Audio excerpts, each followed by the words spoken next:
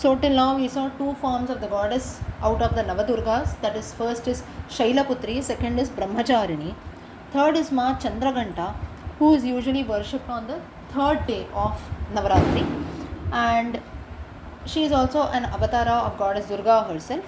And the forehead of Chandraghanta has got the crescent moon Chandraha, which is in the shape of a bell. That's how she gets the name of Chandraghanta. Now, the story behind this avataram is, after Sati Devi gives up her life also, in the next birth she takes an incarnation as Parvati Devi, and here Parvati Devi's parents are Himavan and Mena, and that's when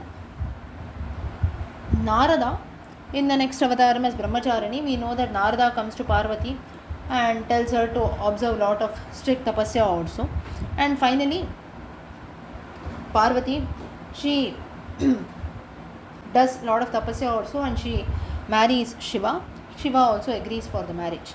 Now, on the day of marriage, what happens is, Shiva reaches the palace of Himavan, and in a very, we can say, in a very terrific form also, that too with a very strange procession. Now we know how all the Bhutaganas are there around Lord Shiva. His form is also very weird to look at. So a lot of goblins, aghori, sages and so on, ghosts. So the marriage procession was like this, and he had bhasmam all over his body, snakes around his neck, matted locks and so on.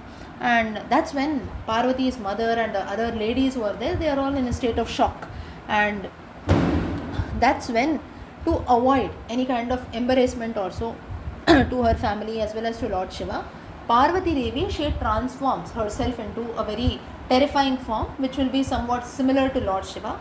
That is this form as Chandraghanta, wherein her form is golden in color. She has 10 arms in her hands. In 9 of her arms, there are a lot of weapons also, like a Trishulam, Gada, arrow, bow, a sword, kamalam, a goad, G-O-A-D, a bell, a kamandalu and so on.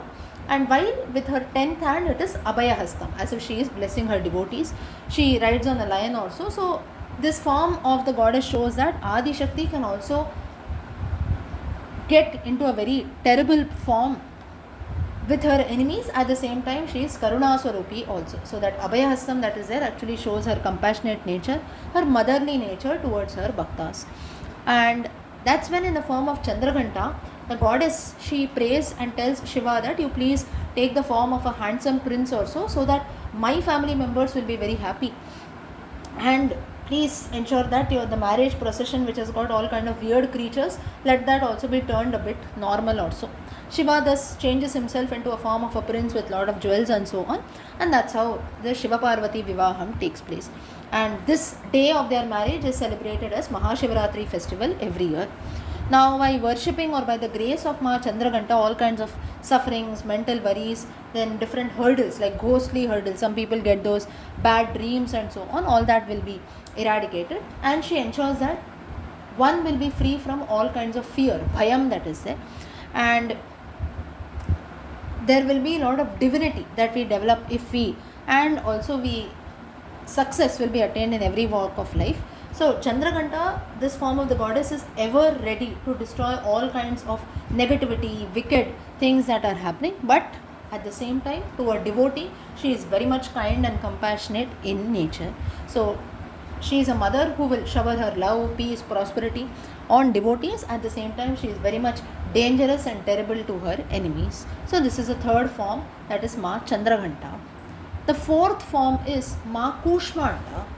Now, Kushmanda, as the word itself suggests, is like the smiling goddess also. Ku means little, Ushma means warmth or energy, and Andaha meaning egg.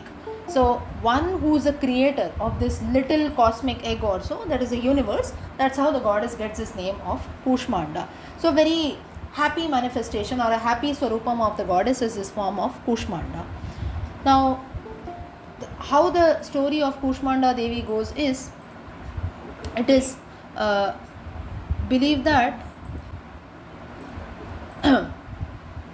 when the universe was not existing at all and there was just andhakaram, darkness all around, at that time Ma Kushmanda comes and she produces this little cosmic egg, it seems, with her smile also, and that was when the entire universe was filled with prakasham, light everywhere.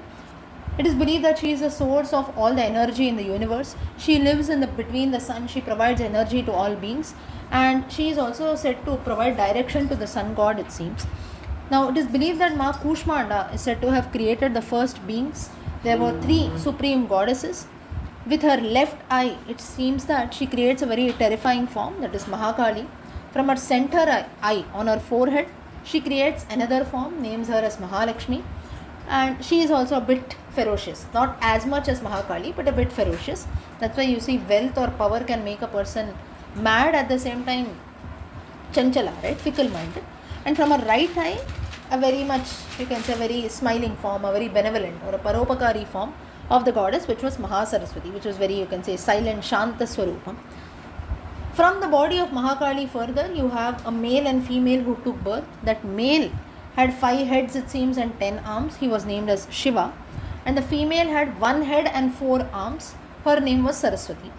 Similarly, from Mahalakshmi's body also, there were a male and female took birth, it seems. This male had 4 heads, 4 arms. Ma Kushmanda named him as Brahma, whereas the female form was called as Mahalakshmi. She had 1 head and 4 arms, it seems. When Ma Kushmanda, she glanced at Mahasaraswati, she also gave birth to a male and female. Male had 1 head, 4 arms. He was named as Vishnu. And the female had 1 head and 4 arms again, who was named as Shakti. So that's how it is believed that Shiva, Saraswati, Brahma, Lakshmi, and Vishnu and Shakti are said to be siblings also. So this is just one reference that is there. Further, Kushmanda Devi herself is said to have offered Shakti to Shiva, Saraswati to Brahma, and Lakshmi to Vishnu in form of Vivaham. And thereafter, after all this was done, Ma Kushmanda herself, she takes all these 3 supreme goddesses and enters together as a form of Shakti, divine energy that is there. So thus it is believed that Ma Kushmanda is a form of Shakti who has created this universe. She was the first being in this entire universe, and she herself created the gods also, and that's how she went on to create the other living beings in this universe. Now Ma Kushmanda is said to have 8 arms in all. She has a Kamandalu, bow, arrow, lotus, Amritam, Sudarshana Chakram, Gada, like a chakram, not Sudarshana Chakram, Chakra, Gada, and a Japamala in her hand. She rides lion also, again known to remove bhayam from her devotees. She blesses everyone with pleasure, happiness also, power, prosperity, moksha, and finally is known for destroying all kinds of ailments, troubles, sufferings of her true bhaktas. So this is the significance of Ma Kushmanda. Next time we will continue with Ma Skandamata.